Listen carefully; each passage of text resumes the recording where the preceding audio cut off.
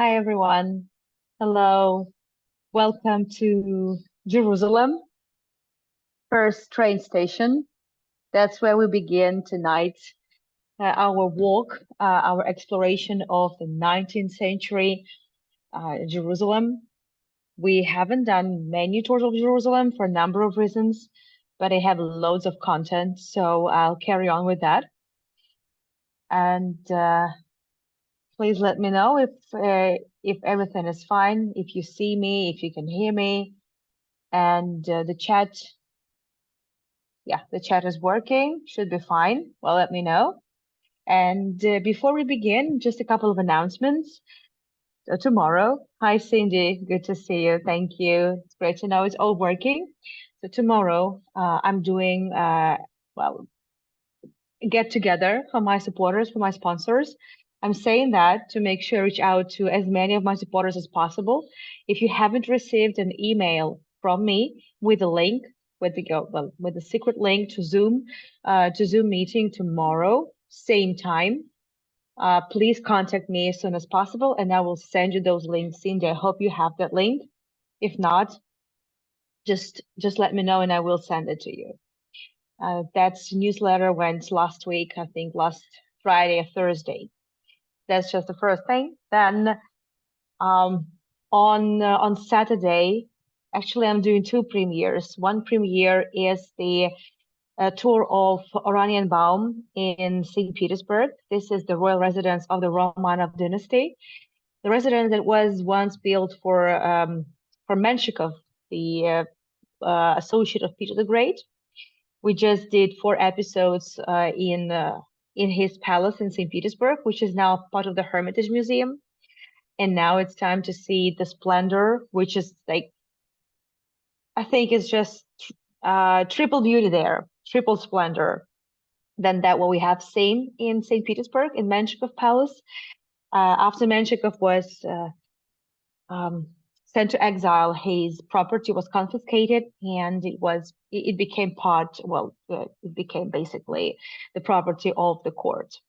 So the Romanov would be using his residence as as a cozy nook. So we'll see. Many stories, many Romanovs that I haven't really told you about, will be mentioned over those tours. And also I'm taking you to Sarona German colony in Tel Aviv. I have done those tours a couple of times for different companies. And but this Sarona tour is a bit different because I filmed Sarona just when I was there last time, which was about a month ago. I went to Israel for 4 days for my exam, and I have no results yet. We have no idea. We're all waiting, and it could take up to 2 more weeks for us to find out the results. And I'm a bit on the fence because I don't know whether I go to Israel for just one more exam or I won't, or what we do next. I have no idea. But what I know for sure is that tonight I'm taking you to Jerusalem. And so this tour of German colony,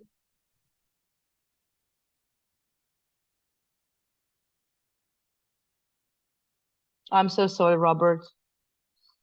Oh, there's a lot of horrible things happening in the world. My goodness. That's so sad. And this tour of German colony is connected with the tours of German colonies that I have already done in Tel Aviv, because there's just more than one. And also we did German colony tour in Haifa. Altogether, there are 7 German colonies all over Israel. And thank you, Robert. I don't know, honestly. And they're all interconnected.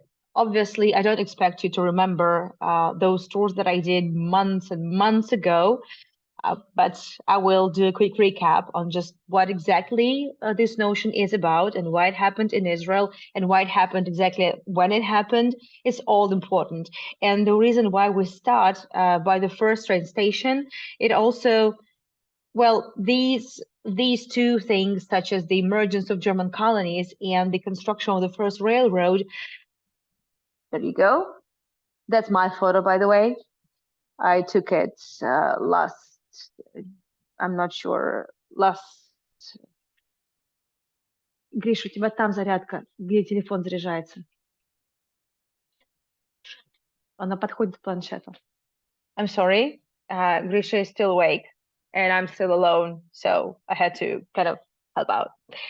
Anyway, so this is just a quick introduction. So the station and German colony, well, all of these things all over Israel, they are interconnected. So we'll talk about that as well. If you would like to learn more about German colony as a notion, well, join me on Saturday. And of course, on Sunday, we're going to Tbilisi again for a Sololaki tour, another episode in that beautiful 19th century area. And then, of course, another episode of the Hermitage Museum, the Impressionist and Post-Impressionism art. There are so many more names to come. Thank you, Robert. Hi, Dolly. Yeah, thank you, Dolly. Yes. No, no, I know I'm not alone, and I'm overwhelmed with the support from Grisha because he's been helping me a lot. Grisha has 1 week off school, and there's a lot of things that I had to accomplish this week because I'm not on a school break, which means I still had to work. So, but English has been super helpful. So this is great. And knowing that I have an army of my supporters, it's also great. So I'm taking my friends now to Jerusalem. The video was filmed in, I think it was August 2023. So without further ado, I would like to, I'm switching off the chat as usual for the time being. And I'll start sharing the screen.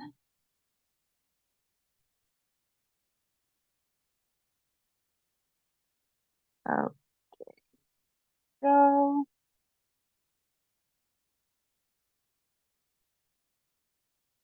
oh, this is the map I sourced from the internet. So this is the map of the first train station. It was the third train station in the Middle East, which was opened in 1892.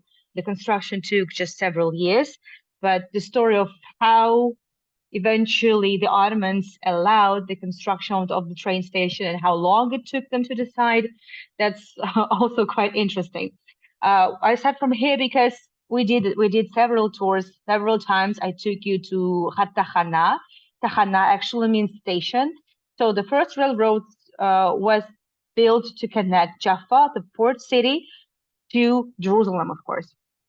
Back then, there was no Tel Aviv, as you remember. Tel Aviv is a very young city. So it was Jaffa, the old port.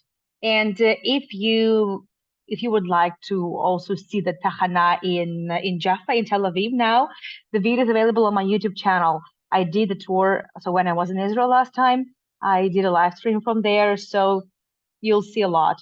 It's a nice area. But I've never before taken into Jerusalem. Uh, I'm not taking it to Malcha, but I'm taking you very close to the station that's not in use anymore, but it was for a long time, starting from 1892.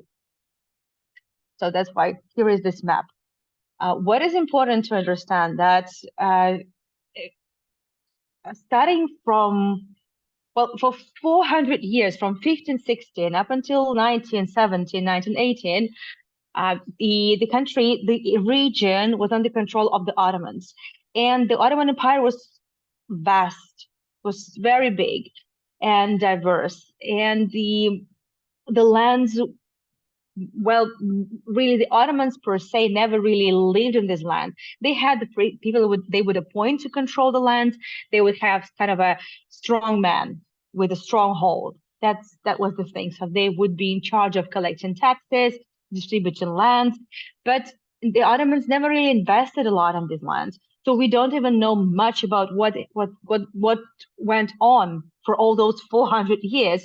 Well, we know starting from mid 19th century, because in mid 19th century something happened. Well, first of all, the Crimean War, and the Ottomans, Turkey was involved. Basically, it was the two powers, the Ottomans and the Russian Empire, and only thanks to the support of Europe, the Ottomans won. And they were like that close, they were that close to losing it, and they realized they needed support. This is when they little by little started opening towards, toward the west, towards Europe, and they allowed massive pilgrimage. And Franz Joseph I, so the Austro-Hungarian Kaiser, uh, well, he was among the first, that was allowed to visit the holy sites. And for that, they built the first road. Before that, it took days, 4 days to go on donkeys to from port of Jaffa. Sorry, there was no Tel Aviv, right? From the port of Jaffa to Jerusalem.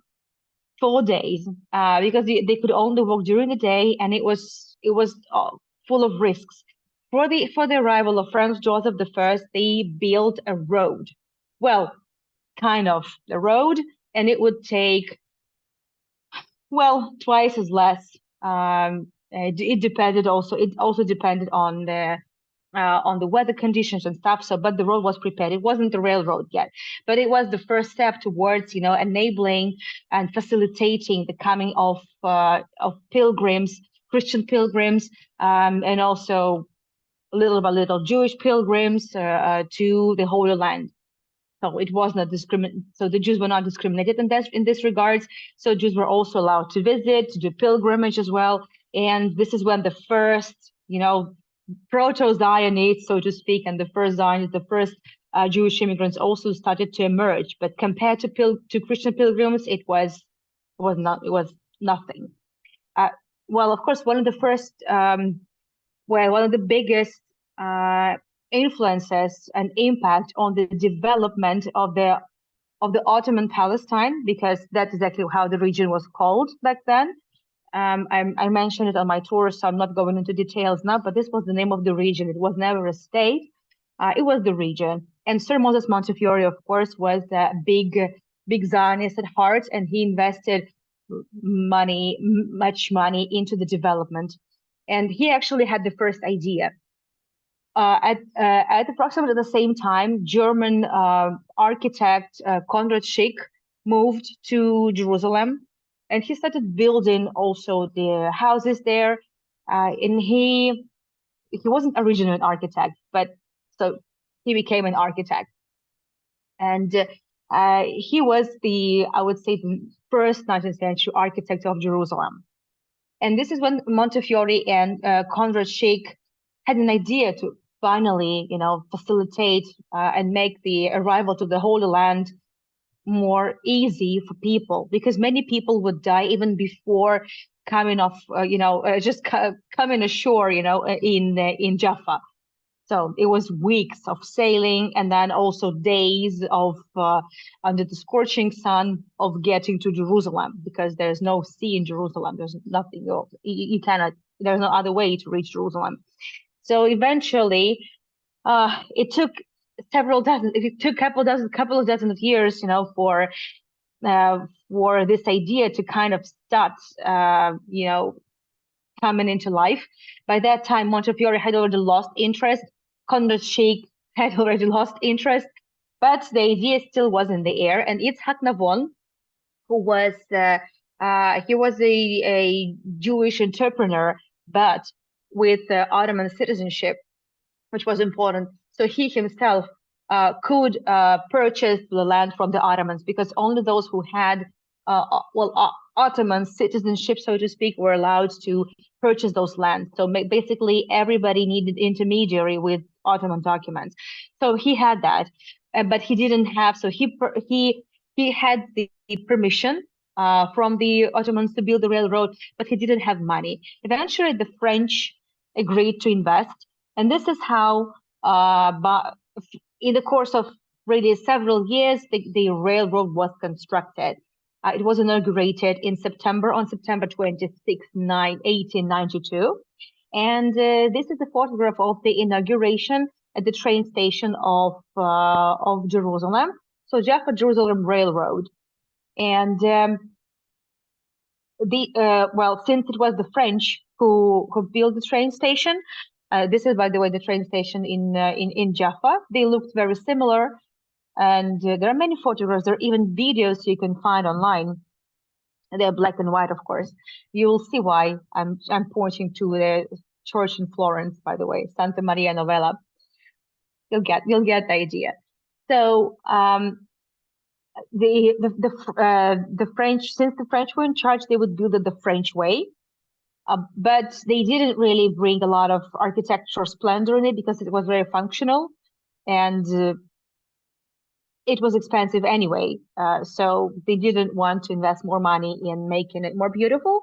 But eventually, the train station pavilion in Jerusalem would be rebuilt into this. This is not my photo, but my photo is very similar. And the station would be in use for, well, first of all, of course, up until when the First World War started. Then after the First World War finished, when the British came, the railway would be used up until 1948, basically. And then because of the 1948 war, and also up until the ceasefire agreement with Jordan, the station would be off and on in use because some of the stations would be going on there. What will be passing, like touching basically the West Bank territories, but eventually it was all good. And up until 1980, the road would be functioning, but then it would be closed. And this is what it looked like for a long time. In the heart of the capital, there were still, such areas. And only in 2013, after several years of really expensive restoration, the station is back with its full splendor. So originally, it was just this. So it's pretty, very Ottoman style, with the arched windows, of course, with the shutters, and that's basically a Jerusalem stone. This is it. So, but when the British came, they just decided to add some chic to it, and some twists. I'm not sure, and they just added some decorations, and they were really inspired by the church, by the Florentine church, Santa Maria Novella. So now you can see something. So the train station in Jaffa, Tel Aviv, doesn't have that, but that area has been turned into a great recreational zone that works on Shabbat, and this one as well. This also, well, up until recently at least, to the best of my knowledge, it is also open on Shabbat, which is a great alternative because there are not so many places open in Jerusalem compared to Tel Aviv, of course. And this is also recreational zone. It's more like for kids, for local fairs, local events, but it doesn't have that vibe of a modern European spot. So this looks a bit more like Middle Eastern, but you can find some really nice souvenirs here. They're quite unique, and you'll also see multiple stalls. So when I filmed it, it wasn't a weekend. It was just a busy day. There used to be a lot of tourists. I think it was August. It was pretty hot. So yeah, it's a lot quieter now, but it's open. So I know it because Misha, my husband, was there just a few days ago. We needed to to prepare for my exams because I also hopefully I'll have this area for my oral exam if I pass the written one, and if the ministry agrees, that this is exactly my spot. Anyway, so the train station, the building of the train station is here, and this is where the tickets would be sold. This is where the waiting hall would be. It was basically just one terminal. Normally it would be 2 trains per day, and of course the trains would be the schedule for the trains would depend on the arrival of the ships as well, and basically the life in Jerusalem changed, and in the entire country the life changed when the trains emerged. That brought a lot more convenience, in people's life, and a lot more certainty, and of course it saved a lot of time. For some, well, unfortunately, when I was filming it, I wasn't allowed to go inside, but there is nothing there. Hopefully the original floors, and also you see that on the floor the railing is still there. Originally, since it was, and you also can enjoy some of the souvenirs sold in the area. Some of the souvenirs are basically the same. They're sold all over the old city, but some are quite unique. So I really like the area for this. Since the French were the ones in charge of the construction, they would build it the French way. So the original gauge would be just 100 centimeters, so 1 meter. That would be the gauge, and all the equipment, so the railings, everything, and also the trains themselves. Sorry for the glare, so I'll be pausing for you to see less glare. So at times it would be there, and I don't know what to do about it. So I will just keep it so you could also enjoy the views of the station and the goods there. And everything will be purchased either from France or Belgium, and they needed a lot of wood, right, for the construction. And the Ottomans would be, so they would use the of course they wouldn't be purchasing wood from France. You can imagine how expensive it would have been, you know. It was already expensive, but then it would have been absolutely impossible. So the wood, of course, was taken from here, and the wood was taken from the coastal plain and from a Sharon Valley, and it was the oak. And almost all the oaks were used. Almost all the oaks were chopped, you know, or chopped down for the construction of the railroad. Luckily, JNF, the Jewish National Fund, is replanting. It's been replanting a lot of trees, and they're like big forests now by JNF. But there are very few oaks in the coastal plain and Sharon Valley because of that, and I'm not sure whether it's gonna change. And later on, of course, now we have to speak about some politics.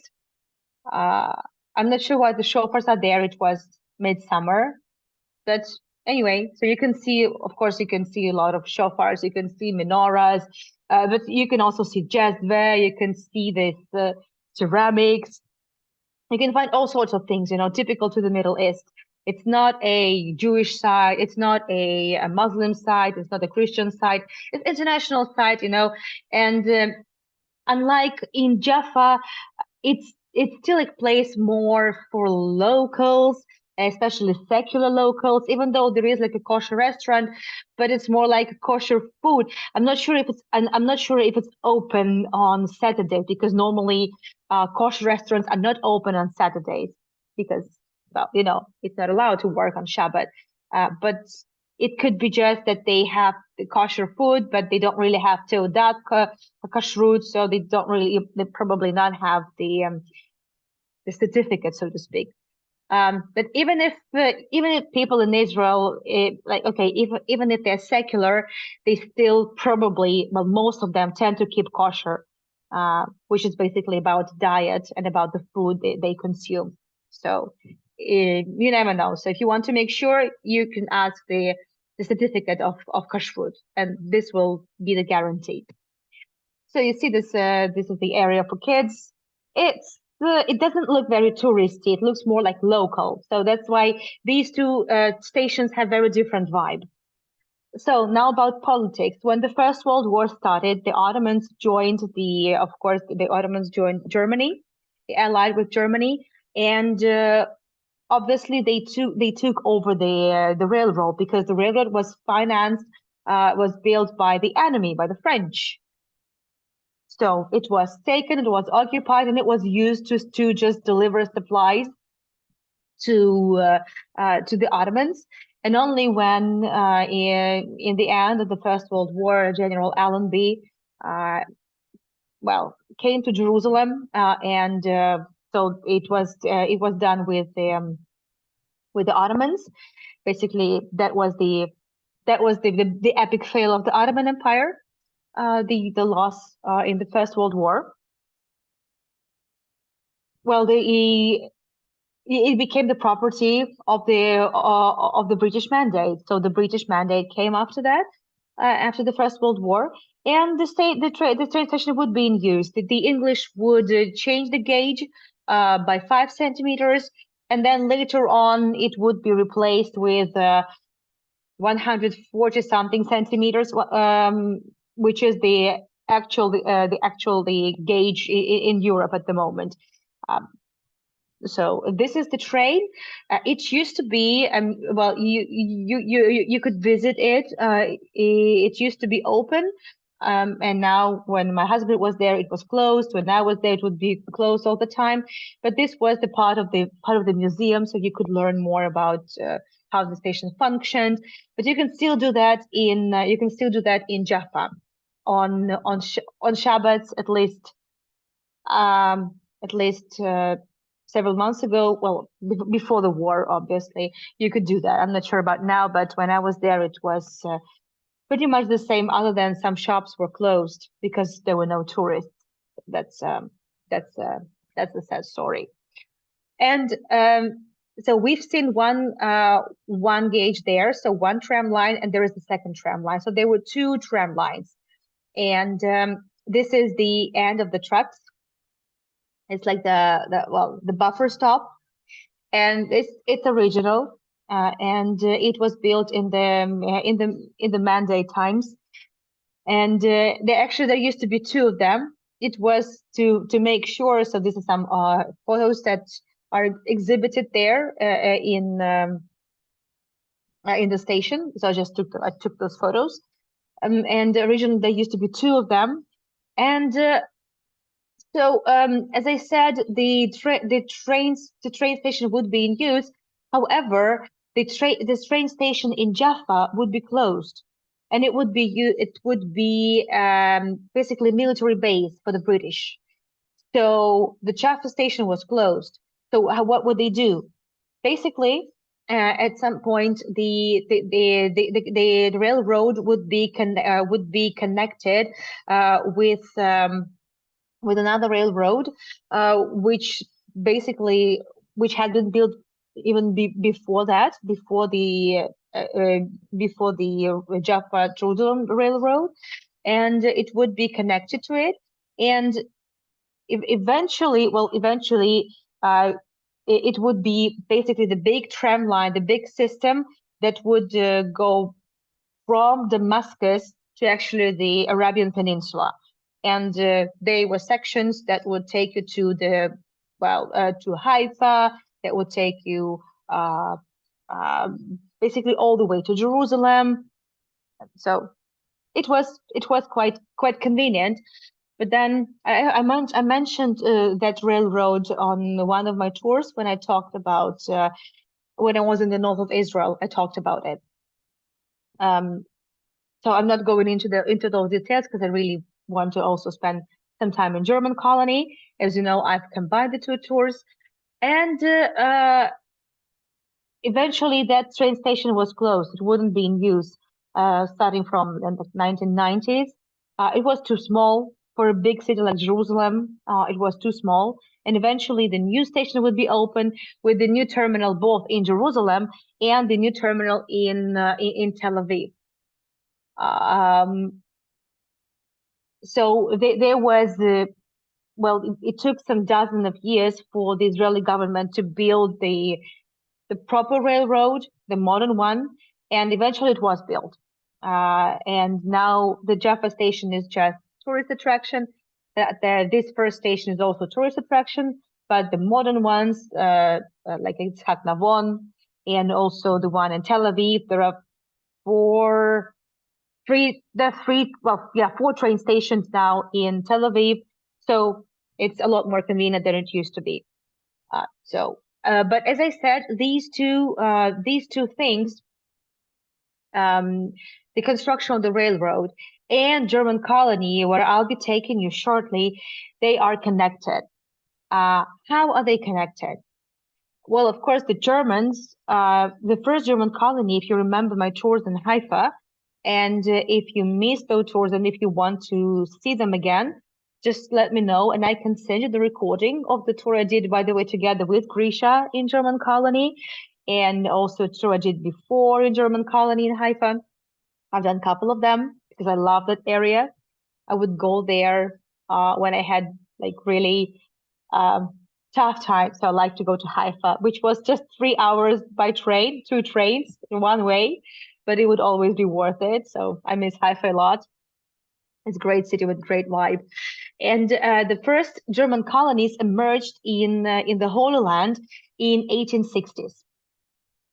So almost immediately after the Ottomans opened the road, to pilgrimage, the I would say very extreme Christians from it's now called the Baden-Württemberg Bundesland, so the land in Germany in the south. They decided. So it was at that time in 1860s, it was already when the people were feeling the coming of the second millennium, and they were waiting for the coming of Messiah already. So 150 years before, in advance, they were already expecting it. And so the idea, so these people, and actually altogether they were about 3,000 people, even more than that, as a community that had that idea to do something to prepare better for the coming of Messiah. And Georg David Hardegg, like hard-boiled egg, hard egg, this is how you can remember it, and Gottlob Hoffmann, they were the two of those Christians that decided to do the best they thought they could. They would go to the Holy Land, to Jerusalem, and prepare the Holy Land. Not only Jerusalem, but Jerusalem, of course, was very important site. But not everybody made there, and many of them, before coming to Jerusalem, would stay and settle in areas closer to the port. And they decided to prepare the land for Messiah. One of the prerequisites would be also for the Jewish people to come back, and they wanted to facilitate that process. But it wasn't about Zionism. In a way, some people, some even scholars, they call them the Germans unintentionally, not knowingly, they unknowingly, they kind of were very proto Zionists, because at that time there was not even a word called Zionism in 1860s. So, but these two guys, eventually they managed to bring several dozens of families with them, but they settled in Haifa. So, and that's the story. Well, there's a story I tell in Haifa, but then there's another story that I tell in Tel Aviv, and now there will be a story that I share with you in Jerusalem, because every German colony out of 7 altogether would be different in their vibe, in their stories, and we're going to have a Q&A before we get down to German colony. I think it's quite logical to have a Q&A now. If you have any questions, please let me know. And so about the connection. So if you're sending the questions, I can carry on, just not to waste time. So they, of course, were the first ones, because when the Germans came, be it Haifa, be it Tel Aviv, it doesn't really matter. So they brought with them progress. They brought with them technologies, their way of life, their way of living. And it's not like they would assimilate, they would mingle, and live within the society. And by that time, it was basically the Ottomans and pilgrims and some Jews. So, but mostly Arabs, and most of those Arabs would be Muslims. But there would be, of course, Christian Arabs, but it would be, I would say, negligible number compared to the Muslim population, Muslim Arabs. and they would be living in their communities. And in order to survive, many of them would well, they would build farms, they would build hotels for pilgrims, they would have shops, they would have bowlings, they would bring with them also their European ways of like entertainment. Like you might remember that in Sarona, and I will show you next time. So on Saturday, I will show you the bowling that those German settlers would be playing. It's still there. I mean, well, uh, it's still there. Nobody plays bowling there now, but it's the original, so it's interesting. They would have their taverns. So basically, they would like uh just take their lives. That's the ones that they used to have in like in Baden-Württemberg in the south of Germany, and they would just started the same kind of life they would try to start in here in the Holy Land, and they would build the houses uh, in a European manner. They would have European architects. We will talk about them, but of course, this it was important. It was impossible to avoid the influence. So that's why you will see that even though it doesn't look like an Ottoman or Middle Eastern architecture, it still doesn't look that European. But of course, you can feel that a little bit. And also, every German colony is different. So when it gets to German colony in Jerusalem, thank you for the tippings. Thank you, Dolly. Thank you, everyone. So if you enjoy this tour, I would appreciate your support, be it PayPal or buy me a coffee. Thank you so much. So the links are on the chat. And so Jerusalem or the Jerusalem colony eventually would be established only in 1870, in early 1870s. And it was just the sand. This territory was basically sand. And by that time, thanks to Sir Moses Montefiore, who, as I said, had invested millions into the very very first Jewish settlements at that time. So this is when in 1860s the first residential neighborhood in Jerusalem outside of Jerusalem walls was established, Mishkanot Shananim. And but it wasn't easy to persuade, Jews living in the old city to leave the old city, uh, even though it was quite difficult to live there at that time. Already by that time, it was also overcrowded, and there also would be clashes here and there. But it was relatively peaceful, still relatively peaceful. Mm, so the Jews still would not be willing to move in. But the Germans, when they came, they rented those houses, from the Montefiore in Meshkanot Shananim. And when the German colony was finished, they moved in here. And this is the building that was the first one to be established. This is the community house. It looks very much like a church, but those Germans, they were not Lutherans. They were kind of Lutherans, but they were quite extreme Lutherans. And well, many of them would be actually excommunicated from the Lutheran Church, and they call themselves Templars. Uh, so by that they meant that actually with your faith you don't really need a temple. The temple should be in you. Like every person's faith and their life and their deeds are the temple. So you wouldn't actually originally find churches in the Templars communities. So it was called like a communal house. And it looked like a church. So you only just needed to put a cross there, and eventually there would be a cross put there, and it's now the Armenian church. The thing is that the Armenian church lost the property it controlled in the old city. It's like a long story with like taxes and stuff like that. So, but eventually, after the Armenian church lost property in the old city, they would get that communal house as at least something.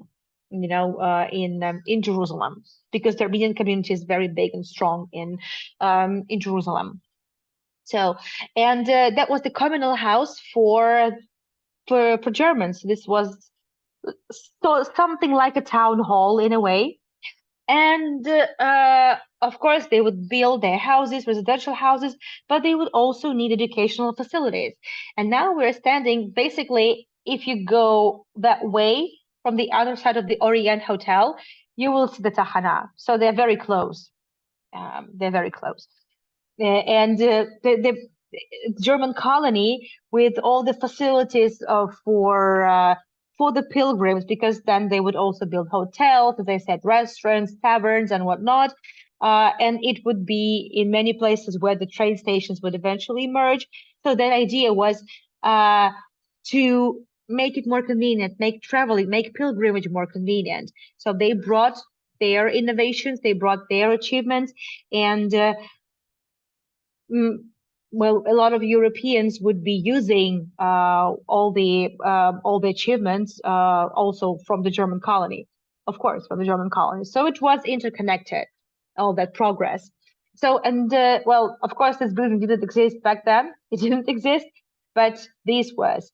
So there would be built two schools. Originally, there was only one school built, and it's to the right from the hotel. I didn't have it in my video, and it's rebuilt, as you see. So it was rebuilt by the Orient Hotel, and but you'll see that this is historic area. You see this Menschelach, Dolly, this is for you. I know you love Menschelach.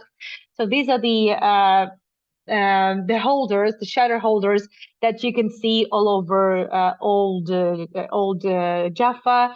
I mean, in the 19th century areas in Neve Tzedek. So this is well, exactly that time. So you could see that, and you'll start seeing that. Yes, this is a lot more European kind of style, a lot more European area. So they needed a school. First, it was just one school for well, for about several dozens of families, but then the community would grow, and at its height, it was about 700 or 800 people living in the colony, and many of them would be kids. There would be normally many children. So eventually, the second building of the school would be constructed, and so one school building was not enough. And at that time, so it was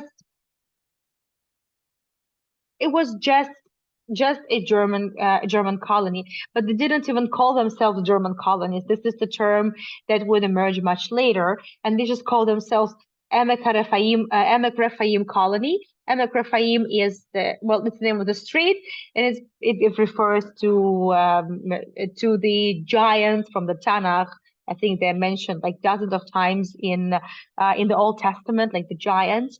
And this is just the name of the street that had been there before the Germans came, and this is how they named their colony. There wasn't anything nationalistic. They were kind of German, right? But they didn't consider that they were actually bringing Germany to the Holy Land to kind of colonize it or something. They didn't really see it that way.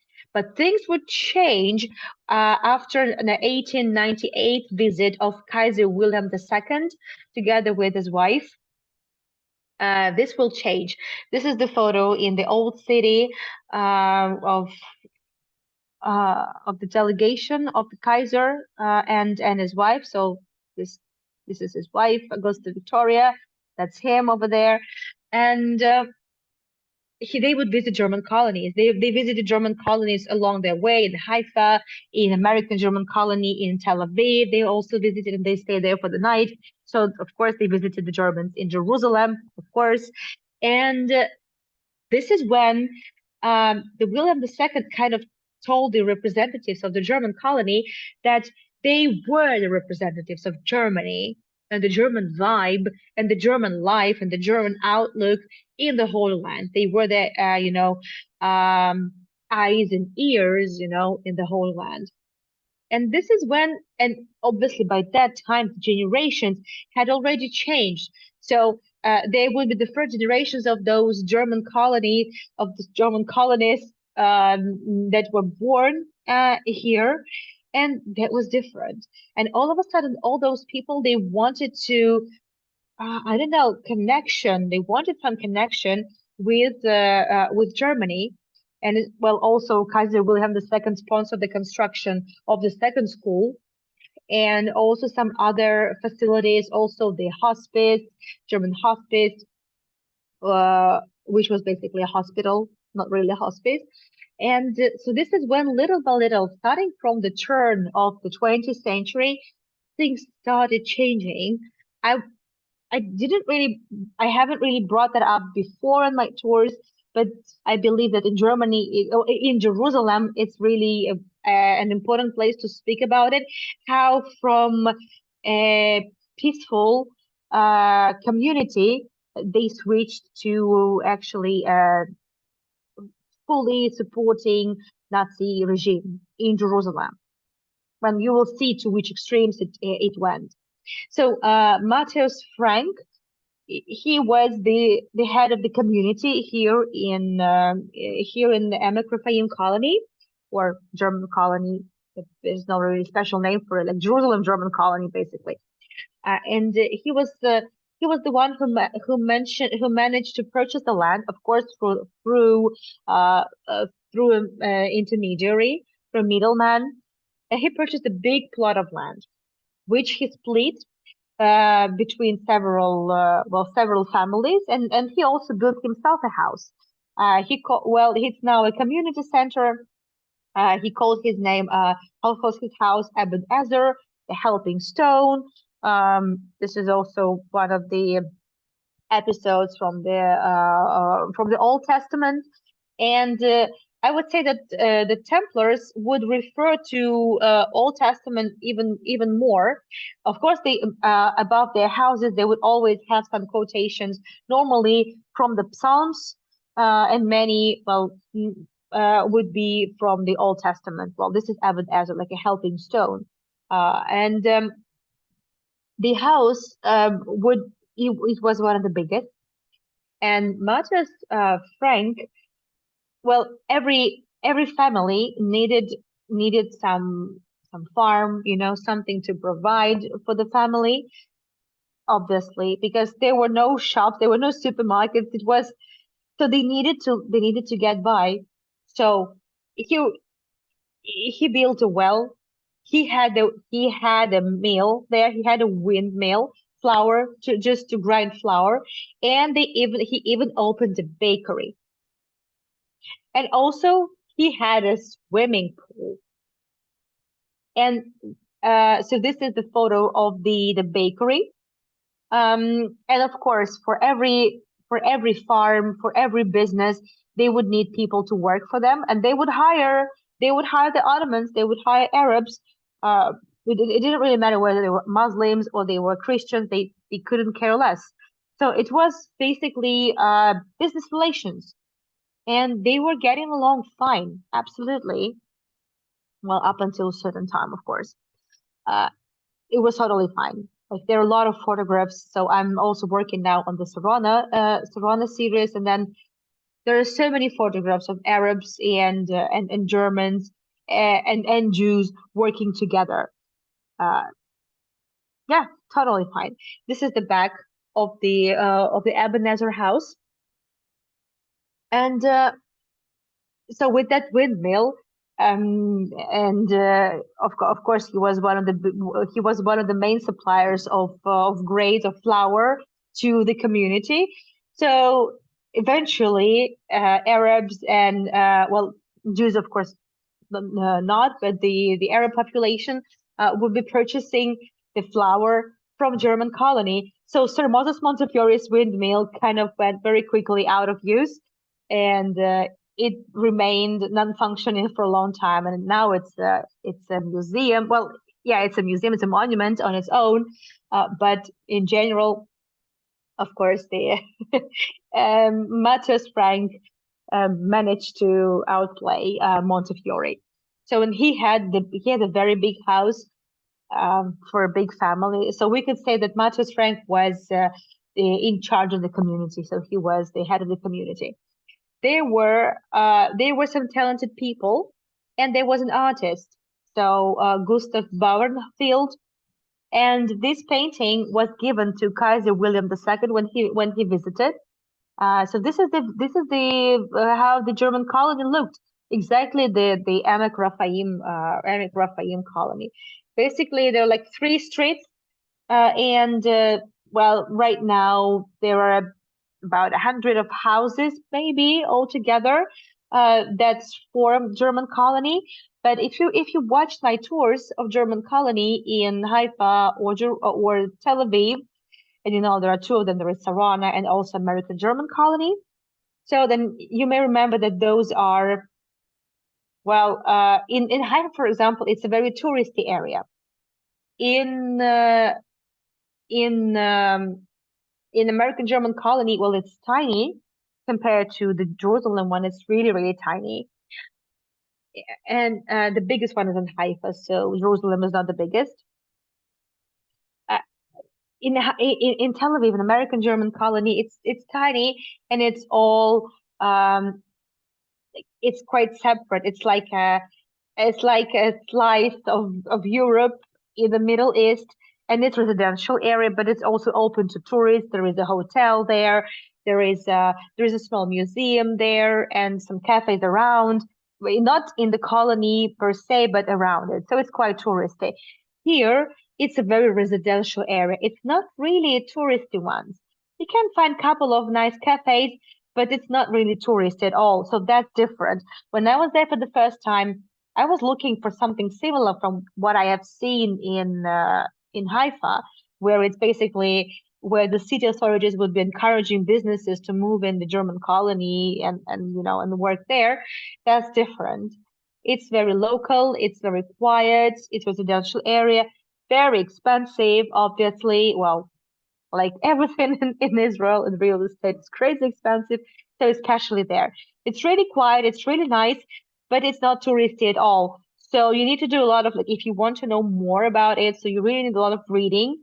Luckily, there are some street signs still, though, but it's not really enough. They give you, like, I don't know, 3 lines of information about who lived there, but you really need to do some reading. And most of the readings you have to do in Hebrew. And I'm not that good in Hebrew, but luckily, Google Translate was enough to translate some of the Hebrew language literature, because I really need to learn more about the German colony for my exam, and in general, I'm interested in the subject. So I would just like to talk about some of their houses, and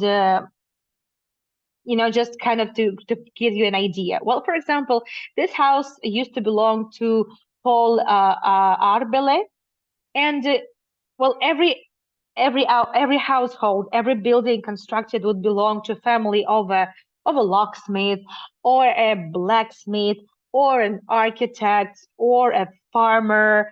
Because, well, that's in general how it worked. And August, the Arbel family were they also had a trade, they had workshops, and they built a house for themselves. And they were just, hardworking Germans. But then, as I said, and you see 1874, so this is like really early. As I said, 1871, 1872, when it started, when they started to build it, and when the first ones moved in. And the horrible thing about it, that exactly their son, so Paul Arbel's son, who, well, basically he was the son of a locksmith. He would go to Germany, so he was there, when Kaiser visited, and eventually, much much later, so he would be the supporter of the Nazi regime. And in terms of the Second World War, he would be well, in charge of the Mühlfeld concentration camp, and would participate in executions. So, yes, how did it happen? Well, because also when the second school was constructed, Obviously it was the times even before the First World War, but this is when German nationalism started building up. But at that time it was innocent, at that time. But here, people who kind of were detached from the historic, like motherland, probably this is how they were drawn to it and more susceptible to all those influences. And when the First World War started, there also many of those Germans would be supporting Germany, of course. And of course, when the First World War started, the Germans would be uh, feeling okay because the Ottomans would be their allies. But then, when they eventually, when they lost, the British came here and exiled them to Egypt, to intermediate camps. In 1920s, they returned. Some Germans did not return, but many did. And they returned and they would see their houses in a horrible condition. Nobody would really take care of them. Nobody would take care of the gardens and the farms and the animals. They had to live in the farms. So they would this is when they also would just, bear the grudge, against the mandatory regime, against, everyone. Now we are about to see the house of Theodor Zundel.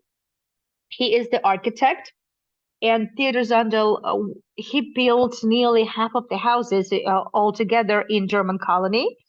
In Germany, they actually had pharmacy, and the lion with the head rested on the paws would be the symbols of the pharmacies. So it was quite a well-off family. And so this is the house that belonged to Theodor Zandel. He also built one of the religious buildings, one of the churches in the Dormition Abbey in not far from the Zion Gates in the old city. Oh, I wish I could take it there. It was closed when I was there all the time. Every time I would be in the old city, this church would be closed, but it was open. I think a few months ago, but I wasn't there. Well, we'll see. We'll be working it out. And Zedel built many things in Europe. Many of those Germans would be architects, or at least they would contribute in different ways, as I said, bringing technologies.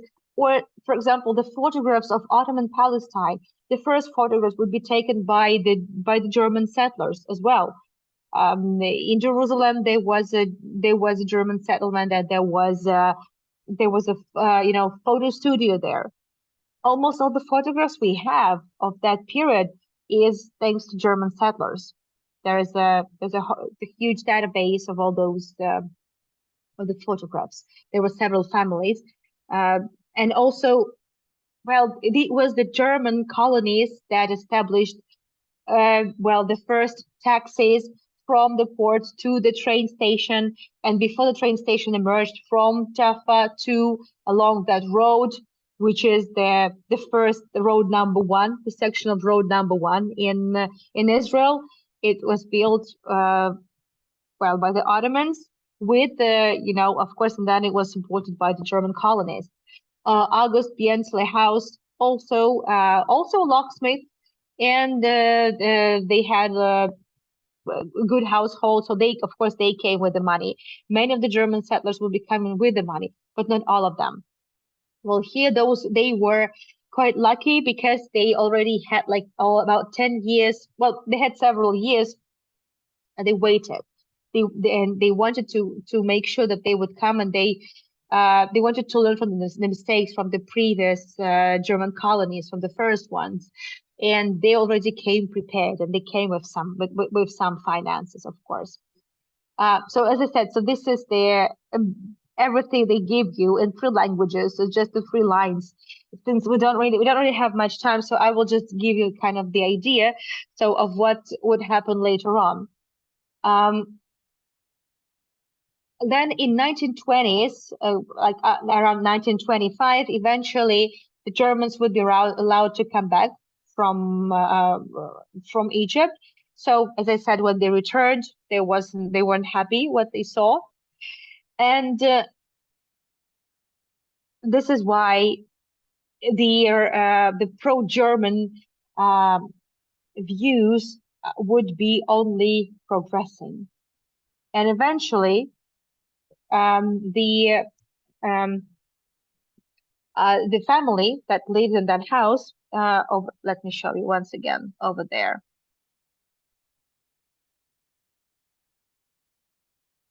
And by the way, the woman you can see in the video, so this one, the Abraham Fast and his family. So eventually, they, as I said, they also came with some money, and so they built a hotel. Well, they purchased they purchased the land and the building. It was a hotel. It had a different name.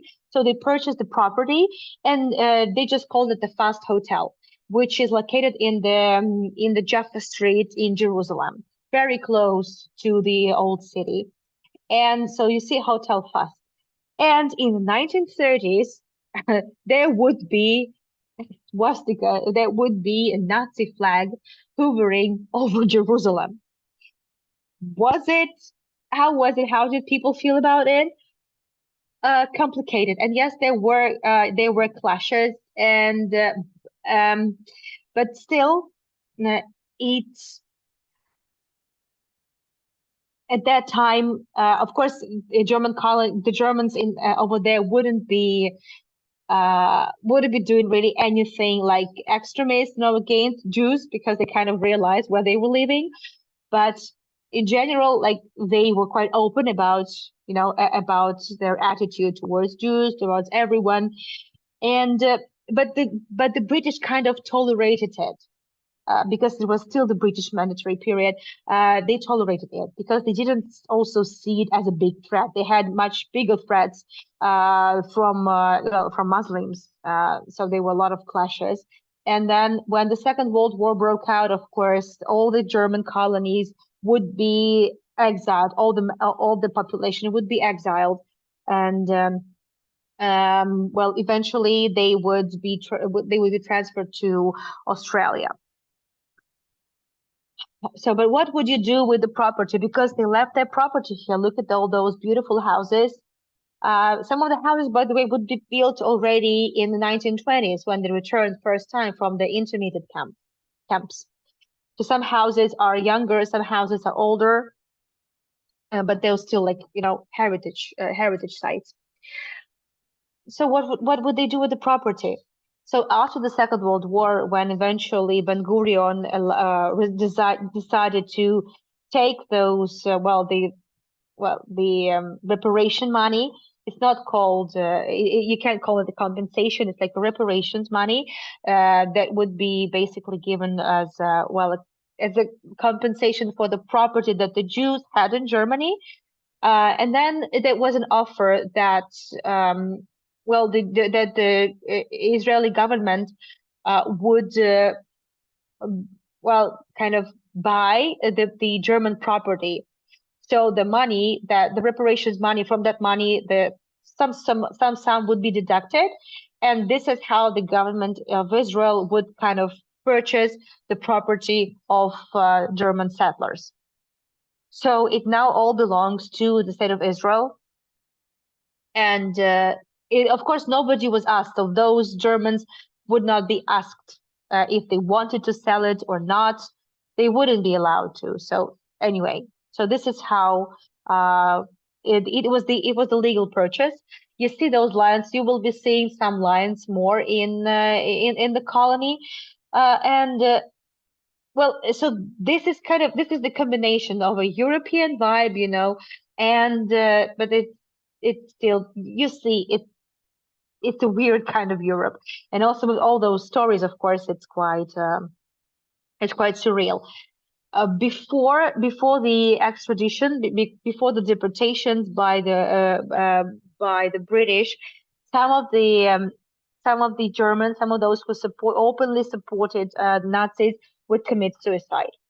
That's true, and it's still a big question. So there are still many researchers that are trying to understand why it happened and how it was possible that amidst the most Jewish city, still things like that would happen. But again, because it wasn't a Jewish state at that time, right? The Jewish state was established, the Israel was established in 1948, and up until then it was the British that were in charge of everything. And as I said, they had a lot bigger worries. So you see, now it's just a house. They have oh, they have a big territory, of course, as you see. In some of those houses, there are, like, like town halls. There are hospitals. Well, not the town hall, the community centers. There are some medical facilities. For example, there is this. Just a second. Remember, I mentioned that there was also a lot of investment, sponsorship in the construction of medical facilities, because a lot of pilgrims needed that. I know I'm overrunning, but I need just another couple of minutes, and that will do. So I hope that's okay. Well, the St. Charles Hospice, for example, it was also built thanks to the money coming from Germany. And there are hotels there, many hotels, like such as this one. uh, they have uh, they have preserved the interiors, uh, because the buildings in general were in a good conditions after the 1920s. Well, up until the Second World War times, they would be maintained, and then they would be the houses would be inhabited. Some of the houses, like in Jerusalem, they would be inhabited by for a short period of time by Arab population, but then, of course, that had to be rearranged. And also there was a 6 Day War, and there were also a lot of clashes, and big part of the population also left, and then they had nowhere to come back to. And I'm talking mostly about the Arab population. Anyway, so that's the story. But now it's just a residential area with some exceptions. But if you're interested, you can purchase some of those houses. They are on sale. I found them on one of the websites of a well, it's just one of the brokers. Well, so this house built in 1927, so this is relatively new, and so these photos are on the website, on the advertising, so I don't see a problem, showing it to you. Built 1927, so it's quite young, but it still has all those, the necessary traits. The entire house, of course, renewed. Look at the tiles. This is the original sink, the windows. Look at that. So the price is upon request, but there was a house that looks less impressive, and it cost 16 million shekels, which is four and a half, almost 5 million US dollars. Yeah, so you can live in a historic building. That's not a problem. If you want, you could do that. And also, there is of course, in every German colony, there is a German cemetery. And well, when I was there, it was closed. I wasn't allowed to visit. I really wanted to, but I couldn't. So it's just the photographs that I've been able to source. And yeah, so this is basically it. This is how it started peacefully, with an idea, with a certain idea, um, and it ended with a quite contrary one, I would say.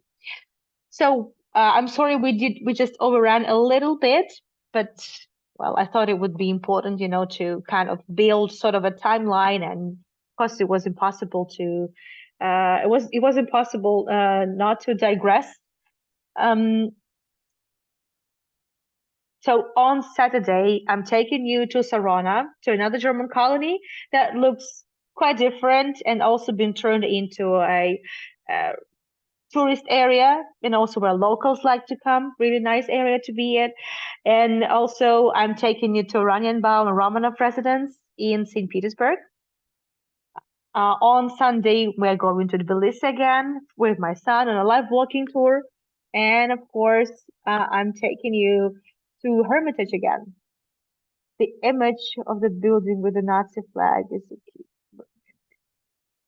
As I said, Robert, the Nazis tolerated it. They didn't see much of a threat there, because it's just a tiny community, and they kind of portrayed it sort of as a sect, maybe. No, but they were okay with it. Yes, those flags will be there up until the First World War started. Yes. There are several photos like that. It's just one of them. There are many photographs of the swastika flags hovering over houses, hanging from the balconies of German colonies. Yes,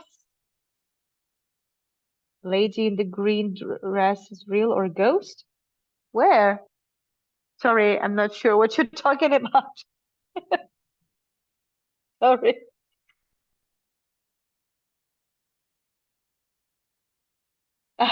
Thank you, Dolly. Thank you so much. Thank you. Thank you, Marina.